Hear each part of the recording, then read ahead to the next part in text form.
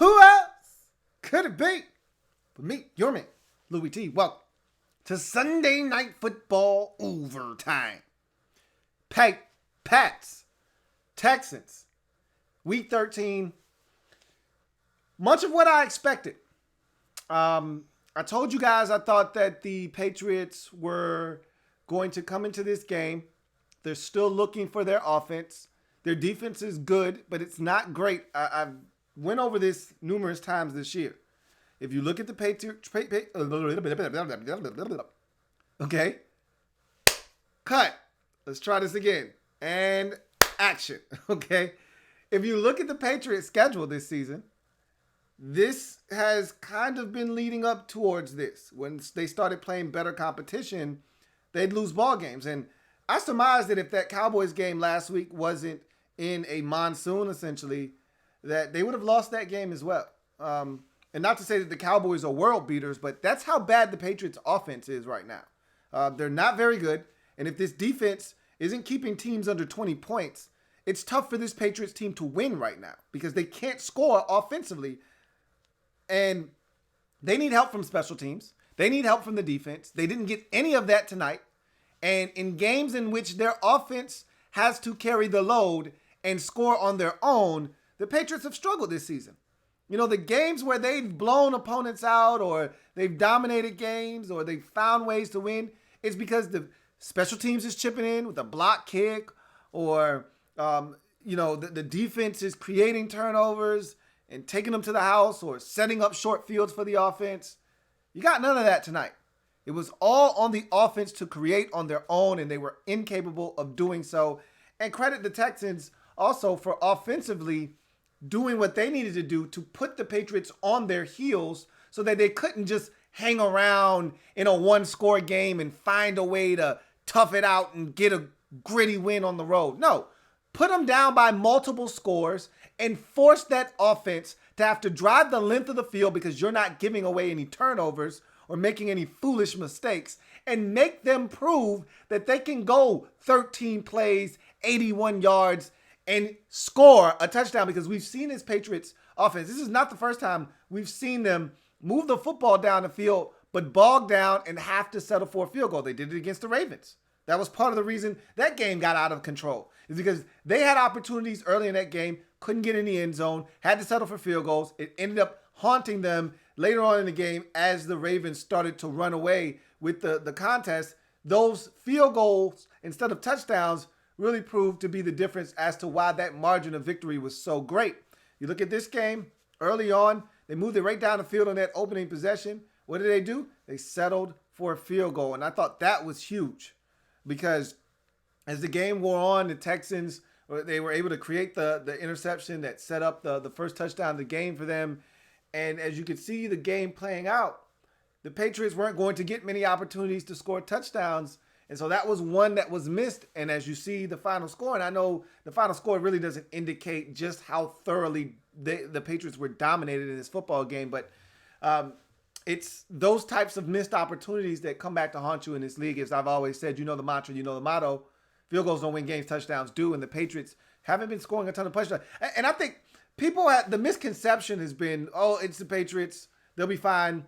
And so you're not really paying attention because they're 10-1 and they're the Patriots and this is what they do. They win games. It's the B&B winning factory, yada, yada, yada. I get all of that. And I'm guilty of that at times, but I've been preaching this all season long. And those of you who have watched know that I've been telling you, don't fall for the banana in the tailpipe with these Patriots this season. Something's off. And I said the defense is good, but it's not as great as everyone's telling you it is. They're good, though. Let's not get it twisted. They find ways to get it done on that side of the football. But now you saw tonight the lack of offense is forcing the Patriots to take chances that they don't want to take. They're having to send the entire kitchen sink. They're coming with zero pressures. They don't want to do that. Bill Belichick doesn't want to do that. He'd much rather have a single high safety back there at minimum. If he could, he'd like to have both of his safeties back. And the fact that he's got to bring zero blitz because he knows he's got to create something. He's got to do something defensively because they've got nothing on the offensive side. And again, I've been saying this all along. It could change They got Isaiah Wynn back at left tackle. They got Mohamed Sanu, check, 1-2, 1-2. Guess who? Mohamed Sanu. And he's still working his way back from an injury, and they're going to work him into this offense. They just got N'Keal Harry. Never, ever trust a man with 2 first names. This is only his 3rd game of his career, or yes, 3rd game of his career. So just patience. You just preach patience with this offense. You're hoping that, and Brady said that, and Brady said this at the top of the telecast, that, he's just hoping that more practice time, more time together will help them gel and mesh. But right now, they're not winning. Guys aren't winning. And Brady's uncomfortable. Brady doesn't like to be under siege. And he had time, actually, tonight. Nobody was getting open. And it's crazy to watch Brady have that much time and still nobody be able to get open. I talked about the lack of presence of Gronk and how that was going to hurt them, how they needed him. And I thought he would be back. I was wrong about that. Okay. Double overtime. Okay. I was wrong. I thought Gronk would be back by now. I thought Gronk would have been back around week 12. Okay. Somewhere in that general vicinity. Gronk's not coming back this year. Maybe he'll come back next year. But Gronk's not coming back this year. And I thought he would have been back by now. And they miss him sorely. They miss him dearly. They have no presence at tight end whatsoever. I thought Benjamin Watson would come in and it would be like nothing ever happened. And I knew he's not Gronk. I wasn't asking him to be. But I thought he'd give Brady a confident target over the middle of the football field. That just hasn't been the case. Benjamin Watson is a non-factor on his football team. And so are the other tight ends. And I thought they should have never gotten rid of Jacob Hollister. I actually liked Jacob Hollister. They moved on from him. He's in Seattle, and he's making plays for them. They should have never gotten rid of Jacob Hollister. But that's not what's wrong with this offense. This offense simply doesn't have enough playmakers because now teams aren't stupid. It finally took them 19 years, and it makes it a lot easier when there's no Gronk to contend with. I get that. But I've been saying for so long, don't let Edelman beat you. Don't let James White beat you. You know what I mean? And I know it's easier said than done, and especially with Gronk in the lineup, it just becomes that much harder because you pick your poison at that point. You either double Gronk or you double Edelman, but you can't double both of them. And I always said Gronk wasn't going to run away from anybody. I'd much rather pick my poison and allow Gronk one-on-one with a safety. He's either going to box him out and catch it, or Brady's going to put it on his body and you're not going to be able to get through his body to get to the football. But I'd rather have that than have Edelman catch on a option route, a shake route over the middle of the field and run away from that defender in the slot and pick up 50. I'd much rather take my medicine with Gronk, but it's rough, man, because now teams are saying, all right, and I thought that was pretty clever on the part of the Texans to say, all right, we're going to put a cornerback on James White, take him out of the mix, and we're going to double Edelman. Who's going to beat us? Okay. Is it going to be Dorsett? Are we afraid of him? Is it going to be N'Keal Harry? Never, ever trust a man with 2 first names. Is it going to be check, 1-2, 1-2? Guess who? Mohamed Sanu. Is it going to be Benjamin Watson? Like, who's going to step up? Nobody raised their hand. Jacoby Myers? Is it you? He's like, nah, not me. So now it's interesting because this is the blueprint right here. Texas laid it out for you. I don't know if other teams were doing this before, but Texas pretty much laid out the blueprint for you as far as stopping this team moving forward until they make an adjustment. Take away Edelman, take away James White, and make them beat you somewhere else. And I don't know if the Patriots are capable of doing that right now. I don't think Brady trusts anyone else. I mean, look at the touchdowns they scored tonight. All of them either went to Edelman or James White out of the backfield. Like, those are the guys. Like, it's not rocket science. All right? He doesn't trust any of these other guys, and they're not winning for him consistently. So, we'll see. I still am not giving up on this Patriots team. I told you I'm going to give them time to figure out who can do what, how these players perform best, and put them in the best positions to succeed. I think N'Keal Harry will give them something down the stretch. I think check, 1-2, 1-2. Guess who? Mohamed Sanu will eventually adapt to this offensive system, and he'll be someone that Brady can trust. I think they'll figure some things out.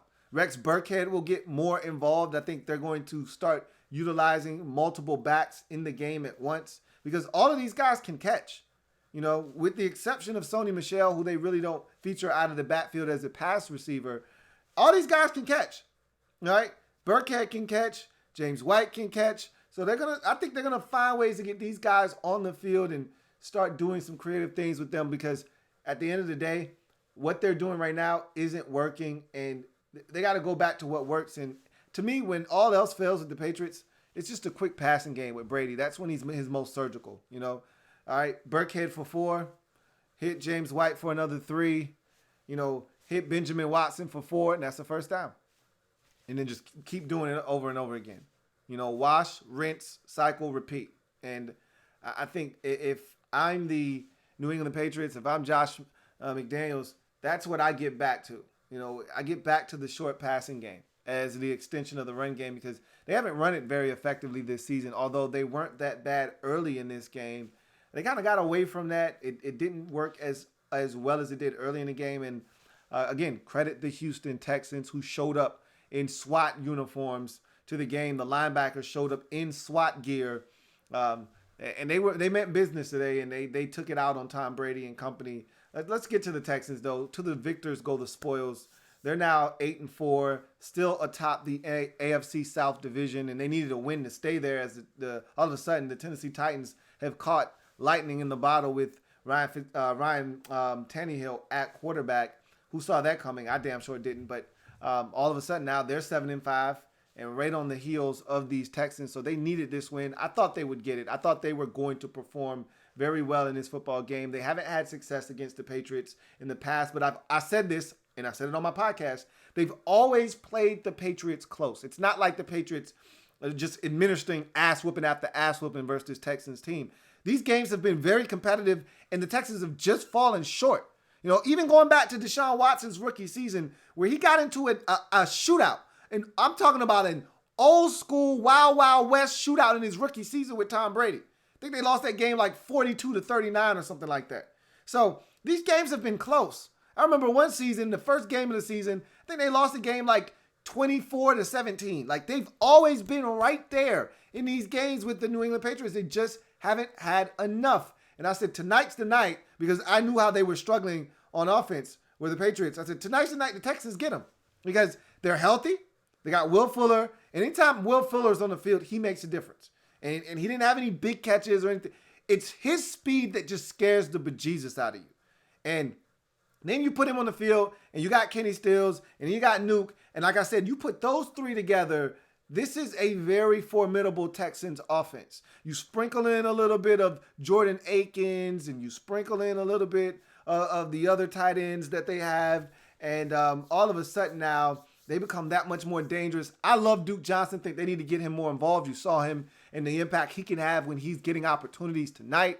I think this is a well-rounded Texans offense when they protect Watson up front. And I told you, I really like Carlos Hyde. He did not do much of anything tonight. That's fine, okay? But I love Carlos Hyde's game, and I think he's a perfect fit for this Texans team. Ditto for Duke Johnson. This is a well-balanced, well-rounded Texans offense, and it's all controlled by one of the best quarterbacks in the league in Deshaun Watson. Love watching him play the game. That touchdown throw to Kenny Stills. Are you kidding me? Stop playing with me, man. Stop it. That throw was ridiculous. All right. So I thought he was outstanding tonight. When they needed him to show up and make some plays, he did, including the touchdown grab he had where he catches it and gets to the pylon. That was a nice little tricky number there, wasn't it? I had to keep up with what was going on. Hand off here, hand off there, option to the outside, pitch it to Watson, touchdown. Like, it was a lot of moving parts there. I hate when teams run plays like that to the short side of the field, but it worked out for them. They got in the end zone. Watson was spectacular tonight. He escaped the pocket. He eluded sacks. He made plays outside of the pocket. The touchdown pass to Kenny Stills, as I mentioned, the touchdown pass to Fells, the tight end. And Fells has been really good for them this season as well. Watson was outstanding tonight. And this Texas football team, they're one of these tricky teams because I still can't put my finger on why I don't trust them fully. Defensively, You don't know what Texas defense you're going to get every single week. I know they look really good with Roby healthy and Eric Reed, not Eric Reed, Justin Reed healthy. They're a different team when all of those guys are healthy.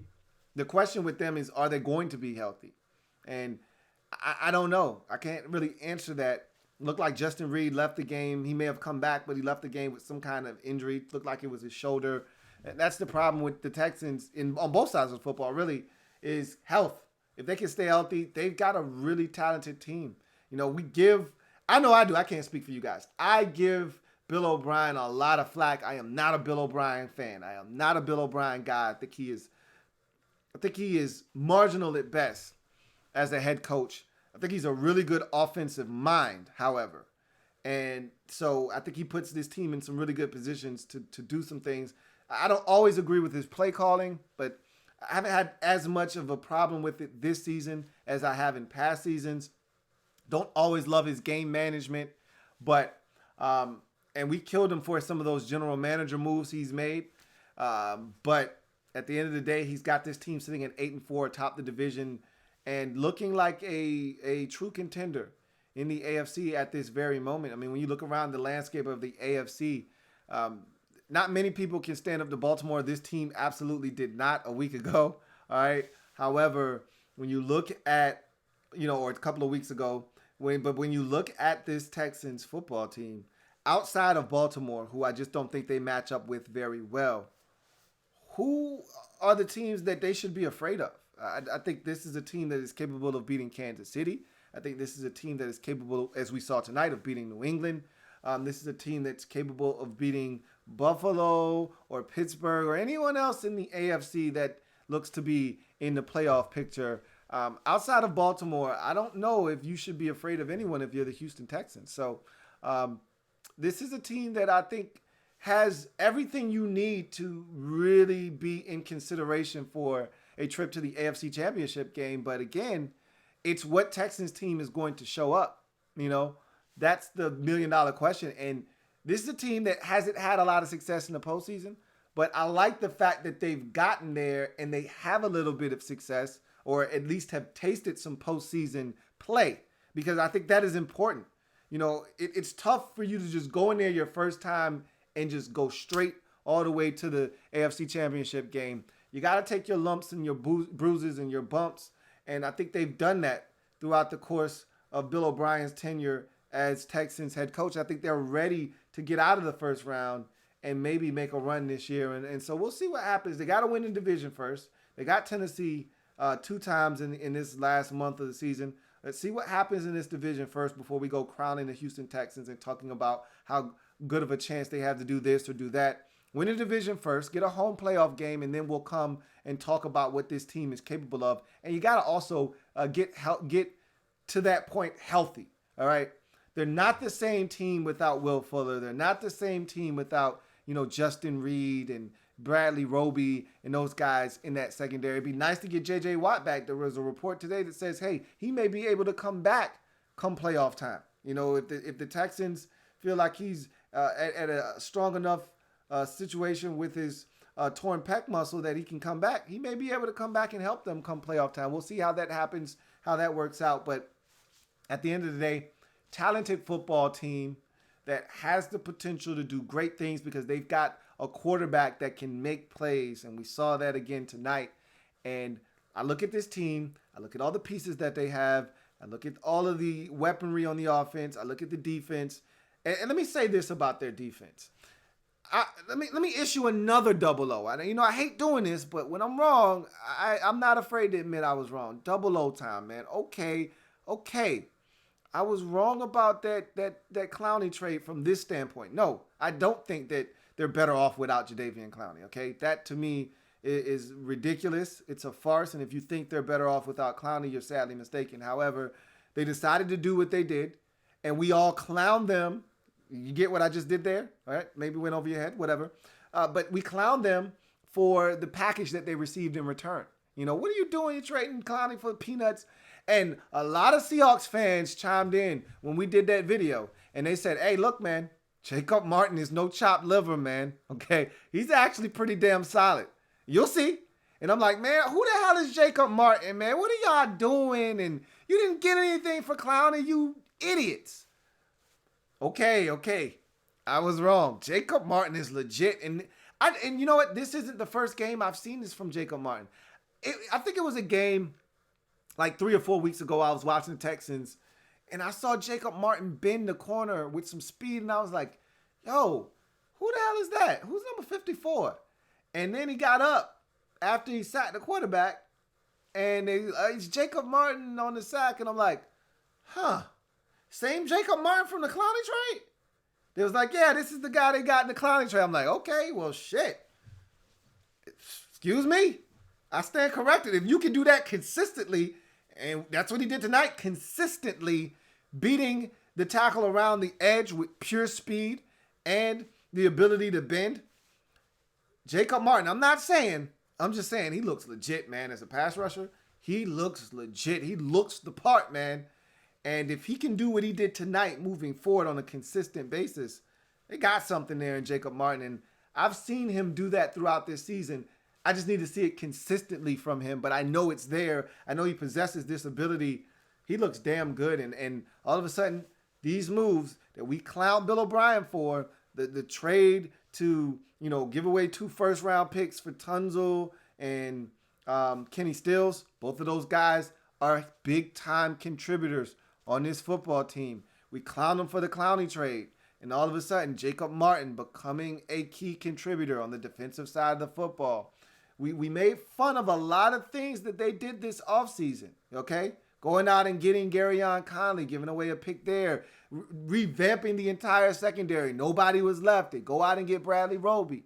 They go out and get Tashawn Gibson, and we're laughing at them. Who are all these guys? Either this makeshift group of guys that they're putting together in this secondary, but it's all starting to come together. They go out, they get a guy that I wanted my team to take a flyer on in Vernon Hargraves III, and he's playing quality ball for him. I'm just saying, look out for the Houston Texans. They're a Dr. Jekyll, Mr. Hyde type of team, as we've seen throughout the course of this season. They could show up one week, they could not show up the next. But when they are dialed in and they're playing confident football, like we saw over in London versus Jacksonville, or we saw today versus the Patriots, or even on Thursday, it wasn't their cleanest performance versus Indy, but they found a way to win. This could be a dangerous team moving forward. They get it done tonight, 28-22 over the New England Patriots. Stay atop the AFC South at 8-4. Meanwhile, the Patriots drop to 10-2 on the season. So, with that said, let's get to the comment section. See what you guys have to say. Captain Spartan says, Patriots and Alabama lost in the same week. That has to be a first this decade. Negative. It's not the first time this decade, but it's a very rare occurrence. Okay? That is for sure. But it's happened before. I'd bet any amount of money that it's happened before. And I'd say it probably happened in the last 2 or 3 years. So Ed says, this was a crazy day of football. It was, but it wasn't to me. I predicted this game. I predicted, if you listen to my podcast, then I predicted the Bengals would get their first win. I predicted this game. And I predicted the Broncos winning. Now, I didn't see the Eagles losing. Although, if you listen to me on the podcast, I said I could totally see the Eagles losing that game because if you watch the Eagles, they're similar to the New England Patriots. They couldn't score, and they haven't been playing confident football. And this week, they actually scored, but they couldn't get any defensive stops, which was odd because the defense had actually been carrying them through this little stretch. Even though they weren't winning, the defense was giving them opportunities, and they just weren't able to score enough points. They got some players back this week, so they scored, but all of a sudden, the defense couldn't get stops. It's amazing. I mean, they got torched by Ryan Fitzpatrick. Fitty was hooking up with Devontae Parker and Mike Gesicki, and they had zero answers. Ridiculous. And then I didn't see the Redskins beating the Carolina Panthers. I mean, if you watch that game, it was 14-0. The first 2 drives of the game, Panthers looked like they were well on their way to blowing out the Redskins, and then 29 unanswered points by the Redskins over the course of the next 3 quarters. Unbelievable. Didn't see that coming either. So, yes, it was a crazy day of football. And the Texans put an exclamation point on that with their win over the New England Patriots. Niners fan says, damn, Lou.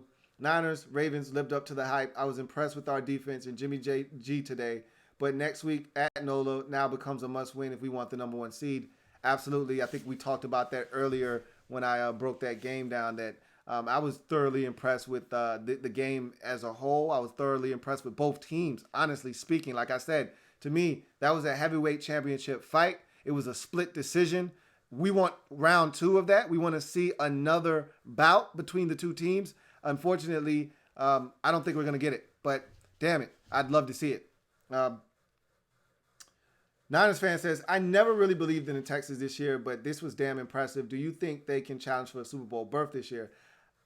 Like I just said, I don't think they're Super Bowl contenders per se, but I do think they're ready to make their presence felt in the postseason, something I've never felt from them in past years. But again, they've got to stay healthy. That's the biggest key for them. If they're healthy, they're dangerous. You take away one or two parts from each side of the football that are very meaningful to the outcome for the Texans, then they're not the same team. So I really feel like Will Fuller is a guy that really makes them that much more dangerous on offense. And I really think Bradley Roby's presence on that defense, along with Justin Reed, those are two guys that I think they absolutely have to have on their team for them to be effective moving forward. David Johnson says, I had my Texans losing tonight. The Patriots are in trouble historically. When they don't have home field advantage throughout the playoffs, they lose early and too often. I knew the Texans were going to win this game. I said, this is the second time the Patriots will get a Sunday night opponent that is at home that will be able to handle them because they don't play well enough offensively this season. And these are two defenses that are good enough to hold them down. The Ravens did it first. The Texans followed suit. So this was not a surprise to me. It really was not. Pepe the YouTuber says, why do my Texans always give us fans heart attacks in almost every single game? You know what? It's funny because as a Redskins fan, I said the same thing. Why can't we just win a game easily? Like, there are certain teams that they don't put their team, fans in cardiac arrest to win a football game. If they're up 17 late, it's not going to come down to an onside kick. They're just going to win the game comfortably. And then there are other teams where you're up big, you think the game's in hand, and then all of a sudden, quick touchdown, a quick 3 and out, another quick score, and all of a sudden you're like, what the hell? How did we get here? I mean, my Redskins had the same scenario today. We're beating the Carolina Panthers 29-14, games well in hand. There's under 4 minutes to go. Redskins scored a touchdown. It's 4:29 left. You're thinking this shit is over. And all of a sudden, not only do they score a touchdown and do it at the 2-minute warning, they get the onside kick, and they've got all three of their timeouts with 1:51 left. And I'm like, are you kidding me right now? Like, seriously, we're doing this? But that's what certain teams do. Not all teams do that, but the Texans seem to be one of those teams that do that sometimes as well. Let's see. Gregory Lightbody says, Terry only had 8 yards today. You still think he could be a number one receiver? Yeah, it didn't change at all.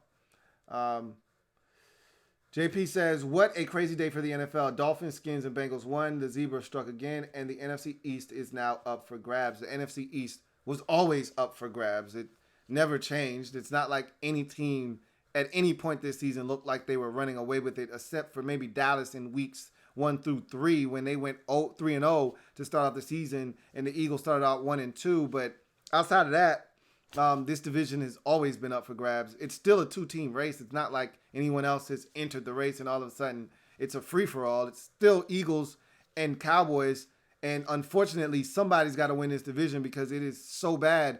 I would just prefer that 3 teams out of the NFC West went to the playoffs and no representatives from the NFC East ended up in the playoffs. But of course, that's not how this works. C's Up says, are the Texans true contenders though? I still don't believe that's the case. Let's see. Gregory Lightbody says, the way Locke performed had me thinking Haskins is the worst quarterback in the draft. Again, that's frivolous talk. Niners fan says, Lou, did you see Drew Lock today? He flashed a ton of potential. He may just be the answer for Denver again. Early. Only one start, okay? Very, very early. He was good early in that game. He was okay late. Had a really bad interception. He's young. He's going to make his fair share of mistakes. Remember how good Daniel Jones looked in his first couple starts? Okay, he threw 3 interceptions today. Did not look all that good. He hasn't looked good. The Giants haven't won a game since they won 2 in a row in his first 2 starts as an NFL starter in this league. All right, so pump the brakes. He's a rookie. Mistakes are coming. Trust me. There are losses that will come. Locke will not look good, but I still have confidence that he's going to be a really good quarterback in this league. But it's too early to be talking about this, that, and the third. I thought he started out really well. He came back down to earth, but he helped his team win a game. I was happy for him today. JP says, I really thought that this game was over at the half, but it's Tom Brady, and he should never be counted out of a game regardless of the score, so I was surprised they came back. JP had hit me up at the late stages of the third, like, hey, man, can we just do rep your squad? This game was trash. And I'm like, dude, are you serious? It's Tom Brady. Like, let's not do that. All right, it's the B&B winning factory. They're never out of a game. And as it proved to be the case, they were literally a Brandon Bolden fingertip away or 2 away from recovering that onside kick and really putting the pressure on the Texans in this football game. So I knew this game wasn't going to get out of control. They did know that. C's Up says, did the Redskins game go on the little screen because of the Lamar Jackson, or was it the big screen? No, the Redskins were on the little TV. Yeah. The Ravens 49ers game was on the big screen, for sure. Absolutely. Captain Spartan 04 says, Patriots are still making the AFC Championship. Still. Yeah, I don't disagree with that. You're not going to get me to speak that kind of blasphemy here on this program. The Patriots, until they're not, they're in the AFC Championship game. How many years is that in a row now? Like, until someone stops them, physically stops them from getting to the AFC Championship game, just go ahead and write them in pencil. Don't write them in pen like you could in past years. Don't write them in pen or marker. But go ahead and write them in pencil in the AFC Championship game.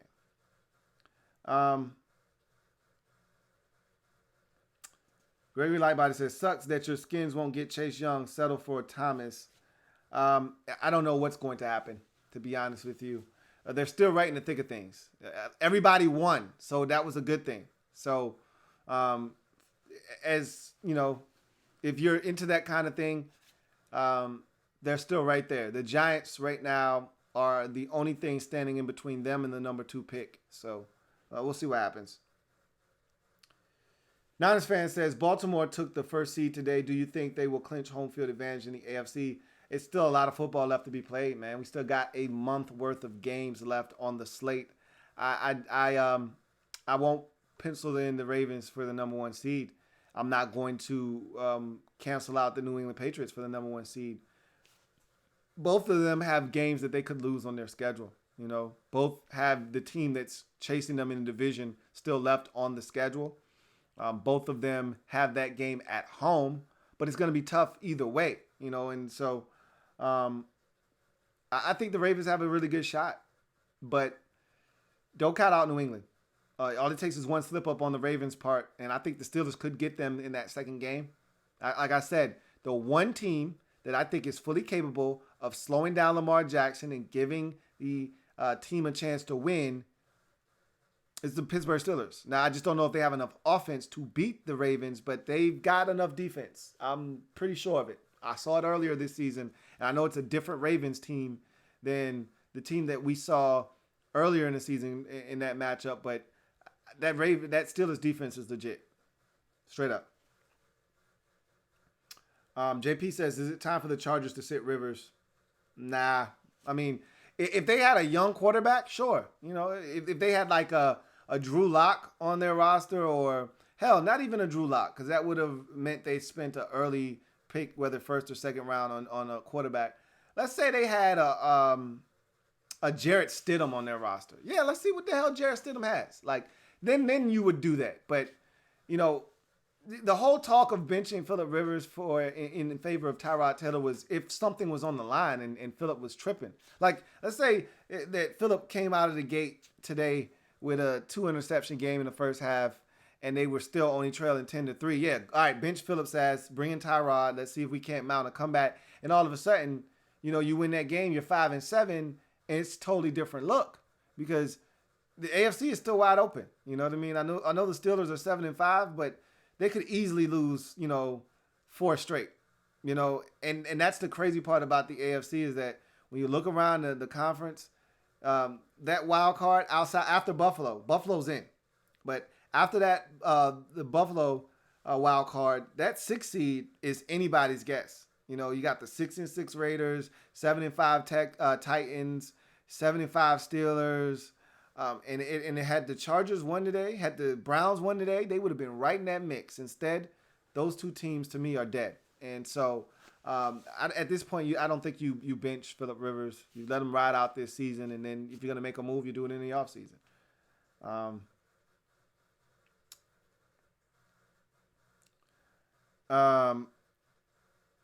Niners fan says, what's up with Sanu? I thought he would be balling by now. Well, he was dealing with the injury, and I think it's just taking a little while longer for him to kind of get integrated to the offense because he's been hampered and slowed by that injury. So I think once he gets up to speed on what's going on, he'll be an asset to the Patriots. I too thought it was a really good move by the New England Patriots to go out and get Sanu. I thought he was a perfect fit. You know who would have been an even better fit for them? And that's why Kyle Shanahan was willing to part ways with what he did with Emmanuel Sanders. Eman Sam would have been a perfect fit in New England for Tom Brady and that group. It would have made them the runaway favorite for me in the AFC. But instead, they get Sanu. We'll see what he's able to do. I think he'll come through. Let me stop. All right. Anyway. JP says, your boy Drew Lock was good for Denver today. Maybe Denver might have something in the kid. I still believe in Haskins being great. Why is it that you guys are like pitting them against each other? They could actually both be good. They could actually both stink. We'll see. Like it doesn't have to be one or the other. We'll see what happens. I was a Drew Lock guy. Thought that Drew Lock was worthy of a first-round pick. Obviously, all 32 teams in the league thought differently. He went in the second round. We'll see what happens with Drew Lock. Haskins thought he was a top 5 pick, thought he was going to be drafted by the Giants. He ended up drafted by the Redskins, 15th overall. If the Redskins don't take him, does Dwayne Haskins fall out of the first round? I don't know. We'll never know the answer to that. We'll see what happens with these quarterbacks. But Haskins doesn't have to be good and Drew Lock has to stink because Haskins is good and vice versa. They could actually both be really good quarterbacks. What's wrong with that? We'll see what happens. You can believe in Drew Lock and believe in Haskins. Like, the two are mutually exclusive. They're not linked together at all. Like, you can believe that Dwayne Haskins is going to be a great quarterback and believe that Drew Lock is going to be a great quarterback as well. Like, you can do both. You don't have to be on one side or the other. So, I want Dwayne Haskins to be really good. I want Drew Lock to be really good. I really think Drew Lock, if nurtured correctly in a right spot and fit in the right organization, I don't know if Denver is exactly that. I think he can flourish. And I'm thinking that with Dwayne Haskins, same thing. And I don't necessarily love the organization that he's in terms of Haskins, but we'll see what happens. Yes, I did see and I talked about the report about J.J. Watt, Niners fan. John Perez also says, not sure if you saw, but the Eagles fans are burning Wentz jerseys and calling for him to retire. That right there is some bull and the exact reason that fan base is so hated. Look, you're going to have extreme fans. You're going to have people, again, in every fan base, in every sector of a fan base, there are going to be the loud and ignorant fans that gain a lot of attention, but they generally do not speak for the entire fan base. Now, granted, Wentz hasn't been what Nicholas Foles has been, and that's the problem is that there's such a hard act to follow there. But Wentz wasn't the reason they lost the game today. They scored a bunch of points. If I'm not mistaken, they scored 31, I think. And they still lost because the defense surrendered like 37 or whatever it was. They didn't lose the game because of Carson Wentz. He played his ass off in that game. They didn't play any defense. Now, the weeks prior, Wentz wasn't very good, especially last week against the Seattle Seahawks. He was not good. He didn't have any help on the field, but he wasn't good. But again, you can't go off of the minority, right? And the fans burning Wentz's jersey and all that stuff, that's the minority. You don't worry about those guys. Rafael Del Luna says Deshaun Watson finally beats Tom Brady. It was going to happen eventually. Why not tonight? Gregory Lightbody says Patriots will probably lose to the Ravens in the playoffs. I've already went on record as saying if those two teams play each other again, the Patriots will probably beat them. And now, I reserve the right to change my mind. If the Patriots still look like this 5 weeks from now when they would meet in the playoffs, then I would reserve the right to change my mind and say that's not going to happen. But I am going to assume, because there's 17 straight seasons of 10-plus wins and a track record that speaks for itself, that they'll figure this shit out before the playoffs. They always do. All right? It may not be the standard that we're used to, but it will look a lot better than what we've seen over the last 3 to 4 weeks from this offense. So, there's that. Captain Spartan says, watch Patriots get Shaq Barrett and A.J. Green, successfully trade for O.J. Howard / Kyle Rudolph, and load up this upcoming on this heavy wide receiver draft. They're not going to do all of that stuff. They're not going to do all that stuff at all. But we'll see what happens. Niners fan says, you can talk all you want about Bill O'Brien, but he gets the job done. Exactly. I'm not a fan of Bill O'Brien, but you can't deny numbers. They speak for themselves, and that's what I said tonight. I'm not a Bill O'Brien fan, never claimed to be, never will be. But the man gets results. And I talked about all of the things that we ridiculed and chastised him for this offseason. Oh, my God, did you see this trade? Oh, my God, did you see that trade? And I said, look at Bill O'Brien trying to save Bill O'Brien, okay? Those trades and all the moves made screamed man trying to save job this season, not thinking about future. Well, it's working. They're 8-4. They are top their division. Still a lot of football left to be played.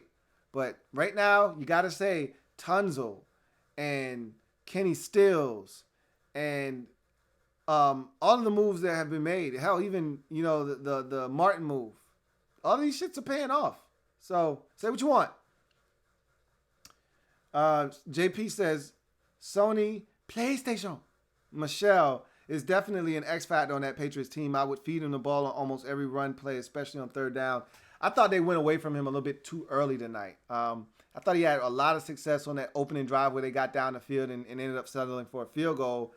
And I know they continue to try to run, and it wasn't as successful, but I didn't think they ran it enough.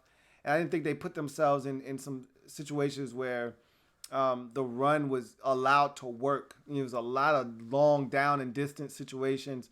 I didn't think they used the short passing game nearly enough tonight. Get the ball out of Brady's hands. I thought there were too many times where Brady was just holding on to the ball. Why? Because no one was getting open immediately. So go to the quick passing game. And that'll get you in 2nd and 7, 2nd and 6. And now you can turn around and hand it off to Michelle. And now all of a sudden, even if he only gains you 3, it's 3rd and 3. And that's a manageable down and distance for Brady to move the sticks. Instead of, all these deep drops, 5 and 7 step drops for Brady and ball not coming out of his hands. And all of a sudden now he's running for his life back there. But anyway, JP says, regardless of Houston's results, I still don't like Bill O'Brien. Don't think Bill O'Brien will be back next year, he says. Looks to be something that I find hard to believe right now. Reese says, Lou, you told me. All it would take is time and work. It looks like this team is picking up what BA is putting down. Things seem to be coming together. I already told you. The guy, he wins wherever he goes. And I get it that the schedule hasn't been all that tough of late in some of these wins, but I don't care. You got to win games. And you weren't always doing that earlier in the season. Now you're winning games. And BA's really good at what he does. So it's just a matter of, can you get Jameis to not turn the football over? When he doesn't turn it over, he's actually pretty special. But, the turnovers have been a bugaboo for him. Let's see. Gregory Lightbody says, I don't want to see the Steelers on another primetime game. They're just boring to me. I get it. what they do on offense isn't sexy. All right. They're not going to be attractive to someone that wants to see offense. But if you like defense, if you like physical play, if you like flat, fast flowing defenses, then the Steelers are what you're looking for because that's what they do. And I enjoy watching Mike Tomlin coach football teams because I know they're going to be disciplined. They're going to be hard and hard hitting and physical. And I know they're going to play fast. So I'm looking forward to seeing them against Buffalo. That should be a fun game. Reese says, does Shaq Barrett have a case for Defensive Player of the Year? 13.5 sacks, 10 tackles for loss, 5 strip sacks, and an interception. He damn sure does, but he's not going to get it because no one knows his name and no one knows what he's doing in Tampa. But absolutely. I mean, I think he was like 6 weeks into the season, the man already had like double-digit sacks. It's ridiculous. I mean, his first 5 or 6 games, he already had 8 sacks. It was dumb what he was doing. I mean, I think he had a 4 or 5 sack game earlier in the season. Yeah, he deserves some notoriety and a few votes for Defensive Player of the Year. He's not going to get it, though.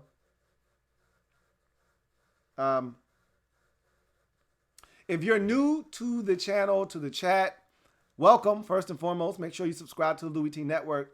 But also, make sure you use the hashtag LouieTLive if you want your comment read on the air. Jesse Lynn says, it's a shame that the NFC East has to have a playoff team. As I mentioned before, I would prefer them just give 3 AFC West or 3 NFC West or 3 NFC North teams. No, the North doesn't deserve a third team. They did earlier in the season when Detroit and Chicago were playing better. Chicago isn't as bad, and they're actually starting to get their act together, but I think the West would rather have 3 teams than the North at this point. Anyway, Darth Vader BI says, can the AFC East stop giving the Patriots an easy path to the playoffs? They can't help it, but at least the Bills are making them work this year. The Bills are just a game out of first place, if you can believe that. So the Patriots haven't been tested like this in their division in quite some time. So that's just fun to see in itself. Gregory Lightbody says, I'm not saying Haskins is bad. He just needs his tight end Jordan Reed back. And, well, Jordan Reed isn't coming back. So you can go ahead and put that to bed. They just need to draft another tight end and get him some more options out there. He says, and an O-line. JP says, the Patriots, Cowboys, Alabama, and Duke all lost this week. America won. Sad for your Blue Devils to lose the way they did at home. It's not sad. We're not very good this year. Duke's not very good. So there are more of those losses to come. And that's fine. You know, it is what it is. Scruffy Bearded Bear says, went to the Miami-Philly game today. Philly fans are turning on Wentz. Bad. HTTR. Look, I talked about that on my podcast. I said, look, it's the way things are going with the Philadelphia Eagles. Wentz is going to be the brunt of a lot of animosity from some of the fans. Now, again, I think the vast majority of that fan base understands it's not Wentz's fault. But there will be enough of the fan base that feels like and even the ones that are loyal to Wentz will think to themselves, even if they don't say it out loud, Nicholas Foles wouldn't have lost that game. Nicholas Foles would have found a way to win that game. So you're going to get a lot of that. And that's why I said that's the challenge of having Nicholas Foles do what he did and then departing, because Foles became a folk hero in Philadelphia. He won them a Super Bowl. He outdueled Tom Brady in the Super Bowl. He went on this magical carpet ride. And then to make matters worse, and I think this is what actually put the cherry on top, was then he did it again the next year. Wentz got hurt. They were kind of floundering. He comes in. They start playing well. He gets them to the postseason. They beat the Bears on the road. They should have beat New Orleans in New Orleans. And he became a folk hero. And that was going to be a hard act for Wentz to follow. And it's crazy because everyone tends to forget that this all started with Wentz a few years back when Wentz had this Eagles team like 11-1 or whatever it was before he got injured, 12-1. He was ridiculous that year and was well on his way to being in the MVP discussion, if not winning it, before he got injured. And he hasn't been able to recapture that magic since coming back from his injuries. So, whatever. Azad Bilal says, what up, bro? Hope the family is doing well. how many QBs you taking before Brady? And do you think it's fine that Brady is a game manager for this Pats offense?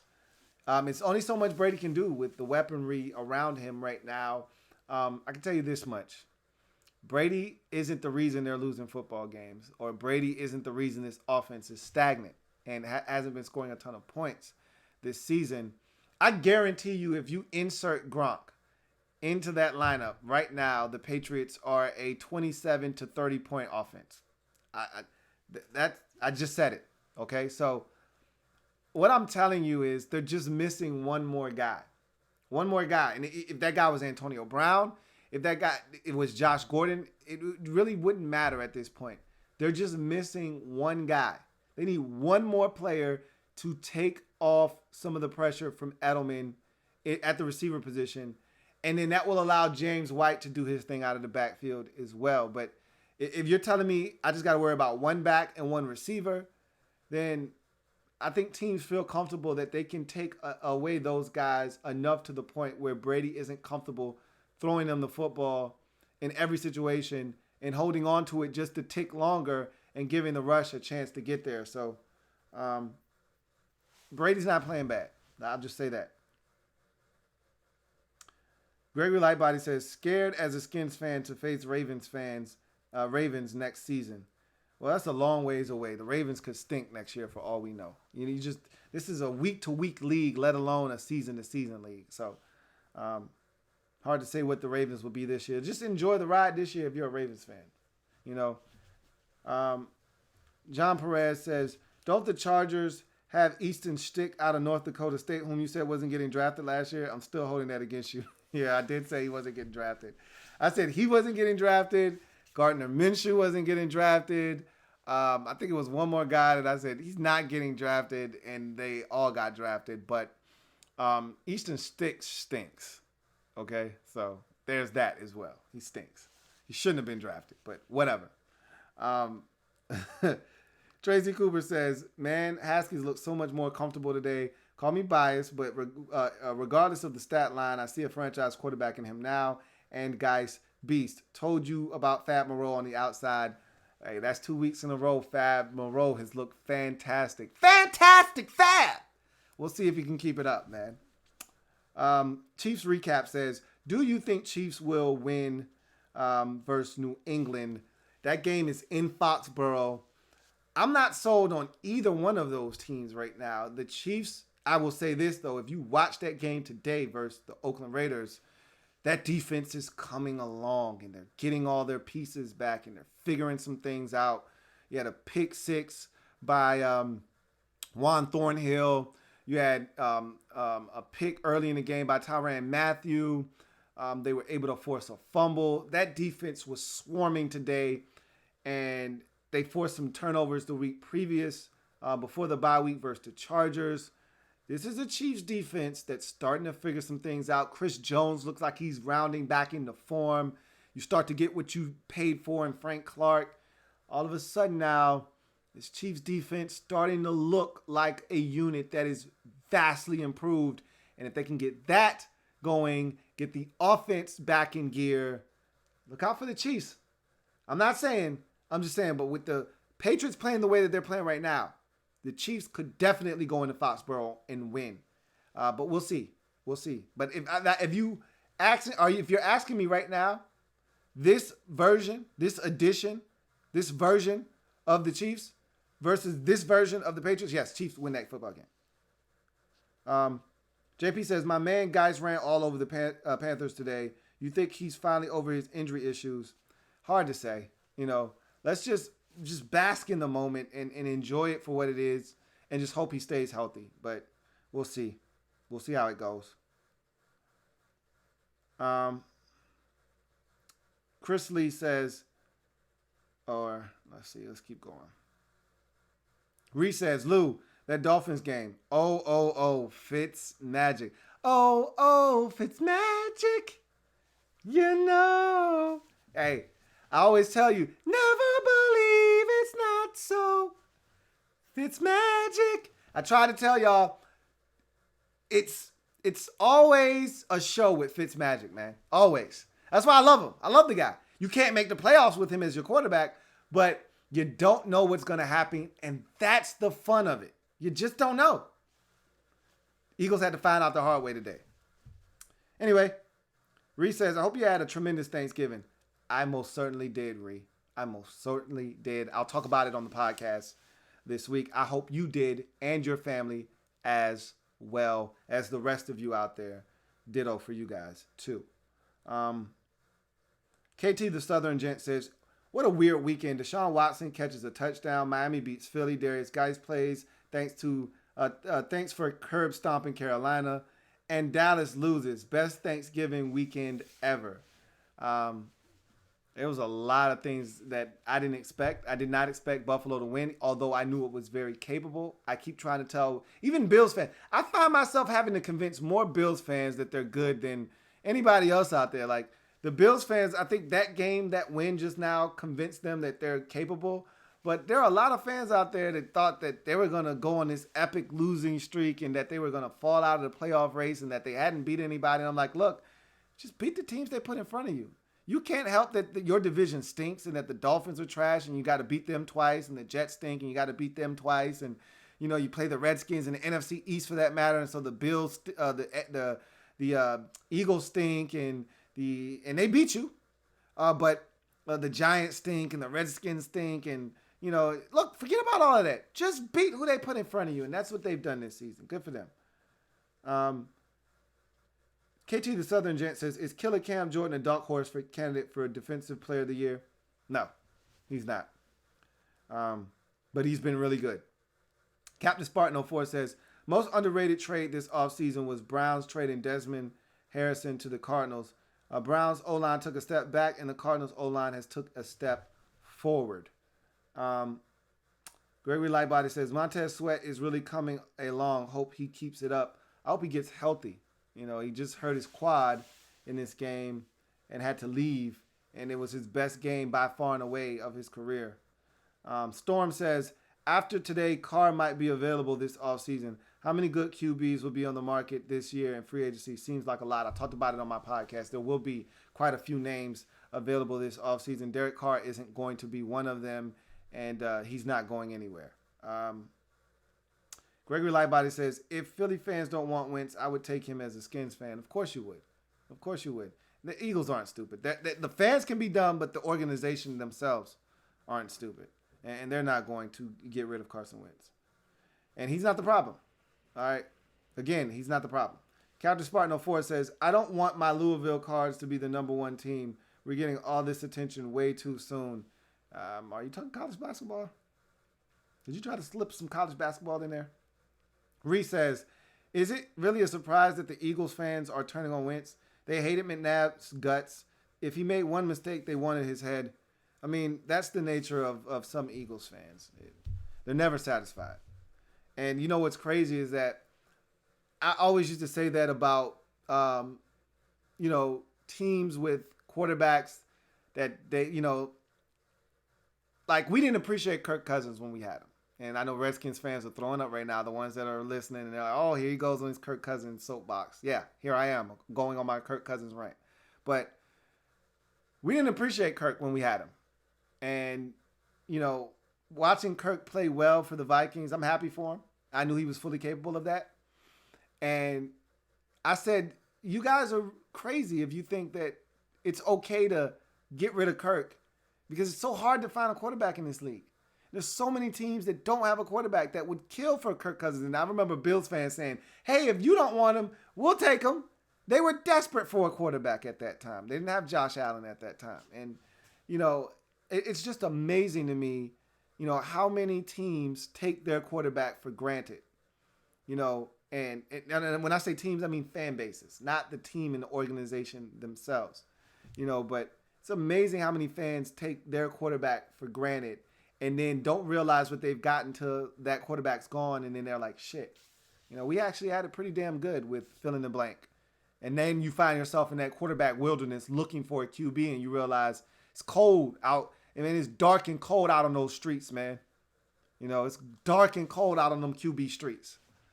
So, it is what it is. Gregory Gregory Lightbody says Foles was just the right with the right system in Philly. He has lost his job to Minshew. Hashtag role reversal. It's one of those situations where Minshew was playing so well, even though they were only 4-4 or 4-5 when he turned the reins back over to Foles after the loss over in London. But Minshew had become a cult figure out there. They were wearing mustaches, the fans were, and he was playing well. And if at this point now, I think the Jags are now 4-8. You're dead. All right, put the young guy back in. See what he has. And that doesn't mean that because their head coach is getting fired. Doug Marrone is done after this season. So a new guy will come in and give him a chance to figure out which quarterback should be your starter. So we'll see what happens in Jacksonville. They didn't pay Nicholas Foles all that money to just sit him on the bench. He's going to get another opportunity. We'll see what happens. HHC Lunar says, is Watson still in the MVP race? He played like it tonight. He'll get some votes, but it's a two-man race now. It's a two-man show between Russell Wilson and Lamar Jackson. And honestly, unless Russell balls out tomorrow night or tonight, it's probably past midnight, and it is. Unless he balls out tonight, I think it's a one-man show right now. But I wouldn't count Russ out. I wouldn't do it. Someone requested this. Someone said, I wouldn't mind seeing co-MVPs. I'm on board for that.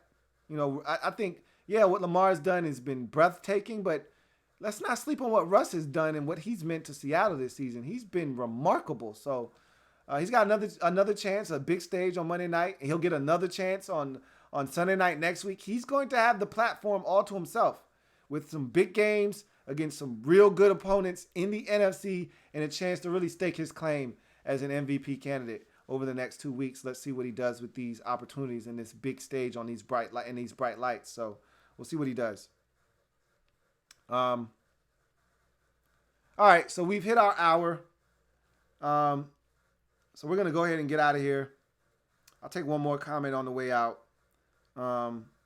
Playboy Ninja says, do you think the Texans can get a bye in the playoffs? At 8-4, I don't think so. With the Texans being 8-4, they're going to lose at least one more game. That'll put them at 11-5, best case scenario. Even if they were to run the table, I can't see the Patriots and the Ravens both dropping 2 games. They just need one team to do it, and preferably it'd have to be the Patriots because the Ravens beat them, so they wouldn't own that tiebreaker. So in essence, they would need the Patriots to drop 2 games out of their final 4. I just don't see that happening. I just don't. So we'll see. It's possible, but highly unlikely. Anyway, that's going to do it for me, your man Louie T. Thank you for joining me here on Sunday Night Football Overtime. Patriots fall on the road to the Texans, 28-22. Big game for Watson and company. They were dominant. The score really doesn't indicate just how dominant the Texans were tonight over the Patriots. At one point in this game, the score was 21-6,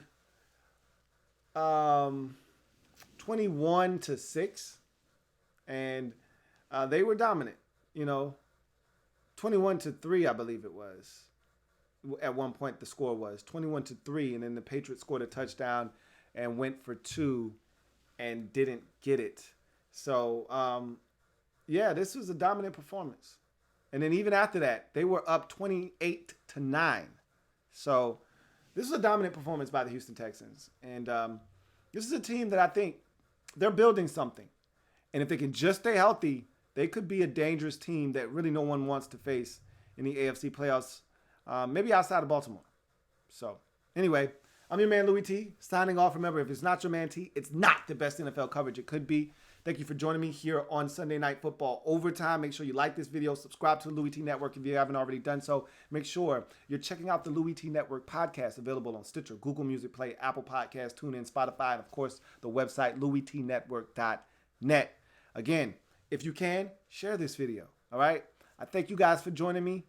We will reconvene tomorrow. Let's prepare to do Rep Your Squad tomorrow. Now, I'm not gonna make any guarantees, but let's prepare to do Rep Your Squad tomorrow evening. Let's prepare for that to happen around 7 705, 710, something in that general vicinity. So look forward to chopping it up with you guys tomorrow. Enjoy the rest of your night. Take care. Thank you for joining me again. See you next time. Louie T Network.